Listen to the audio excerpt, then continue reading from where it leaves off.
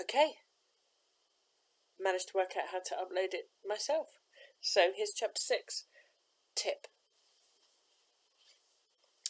At first, Jim couldn't tell one boy from another.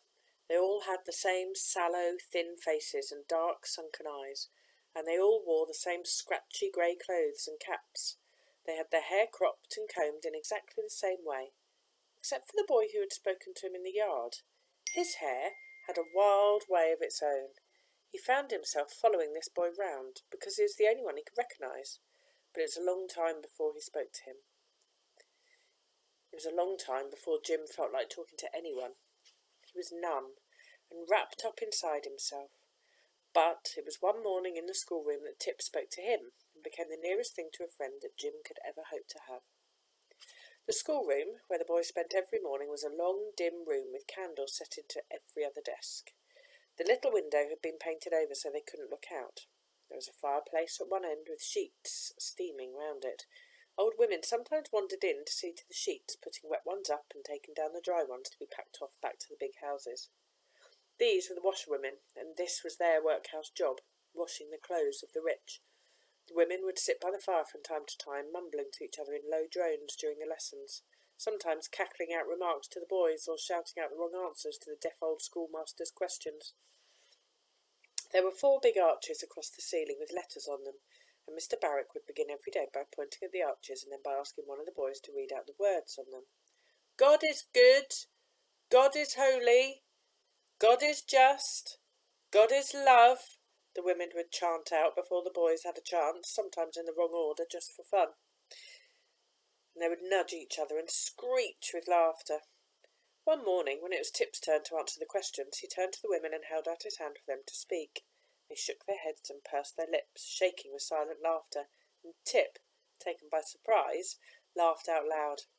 Mr. Barrack shook him by the back of his jacket, half lifting him off the floor. "There's nothing to laugh at here," he shouted. "No, sir, there ain't," agreed Tip, and was given another shaking. The women loved this.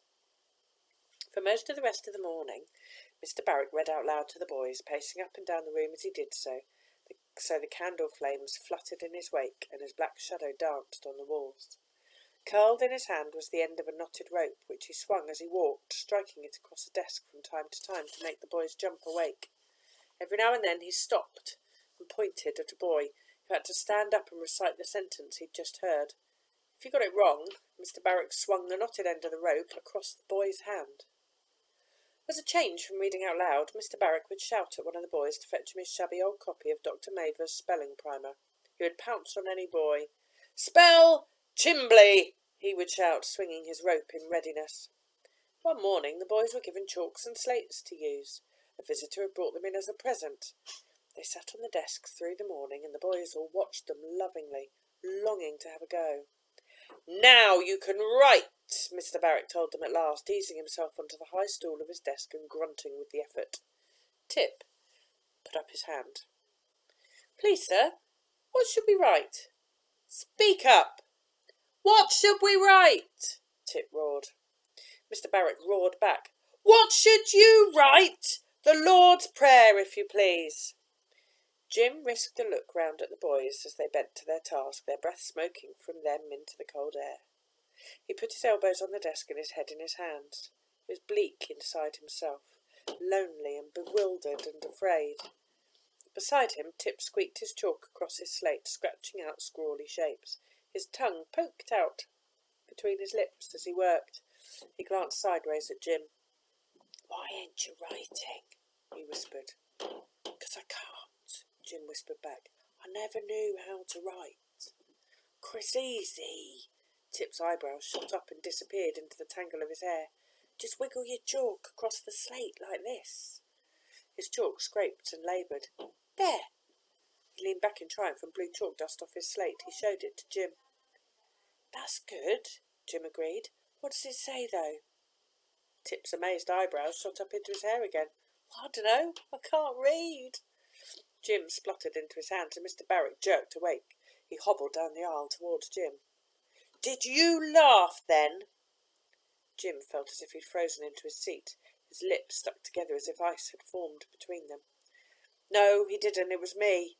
Tip jumped up as the schoolmaster swung his rope in readiness and swished it down across the boy's outstretched hand. The woman folding up the sheets by the fire cackled. The other boys sat in total silence while this was happening, staring straight in front of them, their arms folded. Mr. Barrack towered over Jim. "What did he say to you?" Jim forced himself to stand up, his legs trembling like reeds in the wind. "He said he can't read, sir," he whispered, and had to shout it out a few times more until Mr. Barrack could hear him. "Can't read?" the teacher bellowed. "Can't read? I'll say he can't read. What's the use of teaching boys like him to read? What do any of you want with reading or writing, miserable sinners that you are?" He pulled Tip's hand towards him again and lashed the rope across it. Jim glanced at Tip, afraid to speak. He could see that the boy's eyes were wet and that he was nursing his hand under his armpit. "Right!" Mr. Barrack barked, and Jim picked up his chalk and scribbled furiously with it, just as Tip had done.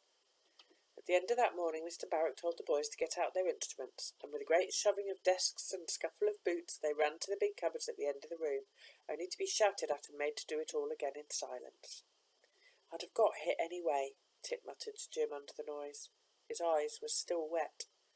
"Did it hurt?" Jim asked him. Tip shook his head. "Once Barrack starts hitting you, Barrack always hits you," he said.